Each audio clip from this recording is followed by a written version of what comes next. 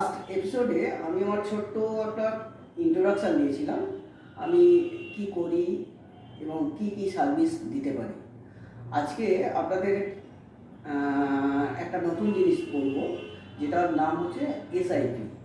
এবার এসআইপি কি, কীভাবে হয়, এর ডিটেলসটাই আমি আপনাদের কাছে আজকে জানবো। এবার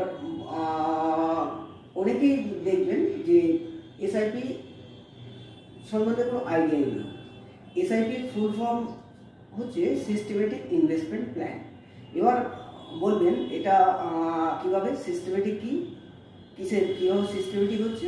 এটা সিস্টেমেটিক এই কারণে, আপনি সিস্টেমেটিক কথাটা অর্থে অটোমেটিক যান, অর্থাৎ আপনি একটা প্রি ডিটারমাইন্ড অ্যামাউন্ট ঠিক করলেন, অর্থাৎ আগে থেকে একটা অ্যামাউন্ট ঠিক করলেন এবং ডেটটাও আপনি ঠিক করলেন, যেটা আপনার অটোমেটিক প্রত্যেক মাসে একটা নির্দিষ্ট অ্যামাউন্ট আপনার অ্যাকাউন্টে, মানে আপনার মিউচুয়াল ফান্ডে ইনভেস্ট হতে থাকবে।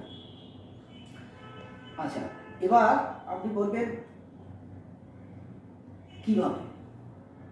এটা তো আমি ব্যাংকে রেখেও তো করতে পারি।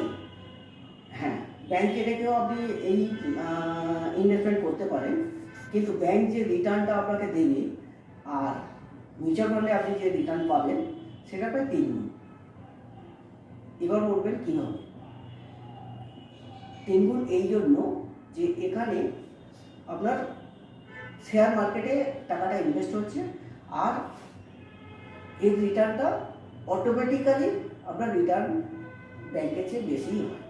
ব্যাংক আপনাকে দেখুন 6% বেশি দেবে না, কিন্তু এখানে আপনি অন অ্যান অ্যাভারেজ 12 থেকে 15% রিটার্ন নিশ্চিন্ত থাকবে। আর যদি এটা লং টার্ম করতে পারেন, এর রিটার্নটা আরও বেশি হবে। হ্যাঁ, একটা ফান্ড চুজের ব্যাপার আছে, সেই ফান্ড